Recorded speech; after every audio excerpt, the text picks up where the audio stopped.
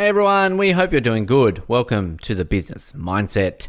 Who doesn't want to get rich, right? But to actually build up wealth, you have to keep in mind a couple of things. The key ingredient is becoming rich is undoubtedly earning money, but that is not all. Mindset plays a very important part here as well. It can be observed that, however, the people who generally have money seem to be earning more while the poor keep falling back onto the vicious cycle of poverty. In this video, we'll be talking about what really makes the rich richer and the poor get poorer. Make sure to watch the very end of this video so that you can understand all that have been described throughout. The huge income disparity between the rich and the poor has numerous negative impacts on this society. On the one hand, rich people earn a lot of money and this enables them to have access to the most expensive luxuries of life. On the other hand, poor people struggle to make both ends meet throughout their lives. The enormous gap in the economic conditions has a lot of ramifications for the growth of a nation. There may be a lot of intellectual manpower, hidden talents, and skills among the poor who can definitely outshine the abilities of the rich people if given a fair chance. These human resources that may significantly contribute to the development of a nation go untapped. Apart from this, extreme poverty results in an increased crime rate as individuals putting genuine efforts to raise their living standards get demoralized when they realize the difference between their living standards and those of rich people. They draw the conclusion that the only way to get richer is by wrong and illegal means. Poverty continues to be a grave concern throughout the world. In fact, poor people are becoming poorer. This phenomenon will have a negative impact on global economy. In order to solve this grave problem, the government must take some proper measures. The rich must also show the willingness to share their wealth with the poor. The government should identify the poor and help them improve their standard of living by offering them food, healthcare and education for free or at concessional rates. Steps should be taken to educate the rich about the serious setbacks to the nation as a whole due to the non-uniform distribution of wealth among its citizens. The rich should be motivated to voluntarily donate funds towards government schemes as to provide an opportunity for the poor to acquire a decent living. There are both ethical and political reasons for wanting to address the growing gap between rich and poor, according to experts ranging from economists and political scientists to social workers and activists. The perception that a few people are getting rich at the expense of the rest of us is fueling a backlash, from the Occupy movement that began in 2011 to the austerity protests in Europe to the worker walkouts in support of higher minimum wage last year in the US. The fear is that the world is developing that one expert calls a Downton Abbey economy, with a small wealthy class, the 1%, and a large class of poor workers.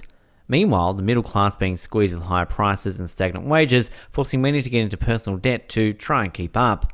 Opinion is divided over what has caused the change and even more controversy over what to do. James Miles, a senior researcher fellow at the University of Toronto's School of Public Policy and Governments, said there are economic costs to having people grow poorer, including a lack of spending power to fuel the economy. Canadian inequality has not reached American peaks, but the real concern among people who've been studying this issue is about the long-term trend. That's what the people upset are concerned, Miles said in an interview with CBC's The Lang O'Leary Exchange. There are also political costs, such as the growing disaffection seen in protest movements. Many people fear a plutocracy in which government policy is dictated by wealthy, Miles said. When the rich get richer, they get more powerful, and that puts them in the position to lobby for policies that makes them richer still, former Clinton advisor Larry Summers. One way to think about it is that in the 50s and 60s, we had huge economic growth, but the benefits of growth were pretty evenly distributed among the population. You didn't see a rising income inequality, he said. Since 1980 or so, you also saw some economic growth. Not as much as in the past, but most of those gains have been going to the top. In the middle and the bottom, income growth has been sluggish or stagnant, he added.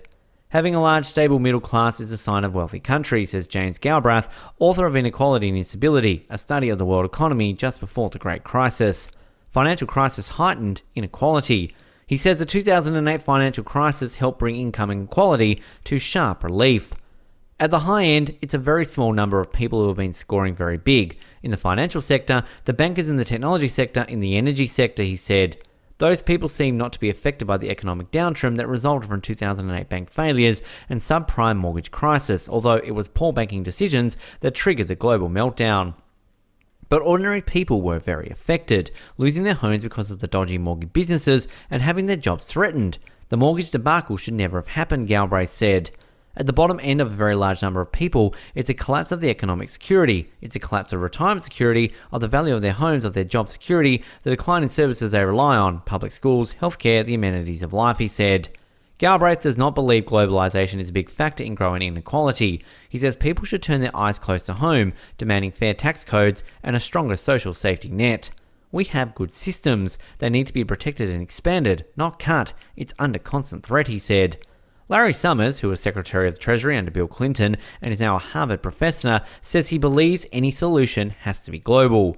There's a concern that if you pay tax capital, capital will move out. That's why this has to be done in spirit of global cooperation, he told CBC News, adding that there is a movement at the G8 and G20 to move towards more taxation of capital. He is critical of what he calls continuing sway of old bad ideas, including the perception that somehow money trickles down to the poor. The idea that somehow it's taxes and high capital costs that are holding back investment, that seems to me to be an absurdity in the era of zero interest rates, he said. Who is going to pay? Summers said he believes that in the US, the constant push for tax cuts and the erosion of union bargaining rights has led to greater income inequality. In many countries, especially in the US, those with more money get one formal vote, but they're able to get more through the influence they have in campaign finance in other ways. When the rich get richer, they get more powerful, and that puts them in a position to lobby the policies that make them richer still, Summers said.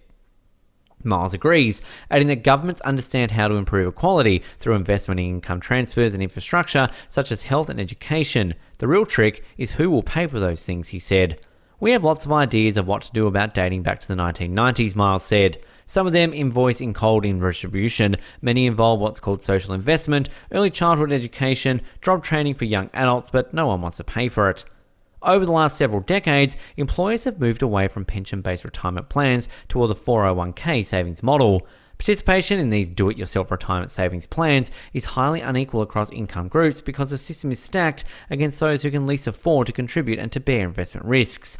Lower income workers get skimpier matching contributions from employers and often receive little or no tax benefit, but still face a penalty if they need to tap their savings early. According to new research by the Economic Policy Institute, nearly 9 in 10 families in the top income fifth had retirement account savings, compared with fewer than 1 in 10 families in the bottom income. See the first figure below. Additionally, families in the top income fifth accounted for 63% of total income, but 74% of total savings in retirement accounts, illustrating the degree to which 401k favor those with higher incomes. This disparity across income groups highlights a serious policy failure that is exacerbating income inequality, as well as the existing retirement security crisis, with 2/3 of seniors relying on Social Security for a majority of their income. The policy solution to the retirement security crisis is to protect and expand Social Security for millions of Americans, not cut our only universal guaranteed source of retirement income. We hope you liked this video. Click on any videos on the screen. See you there.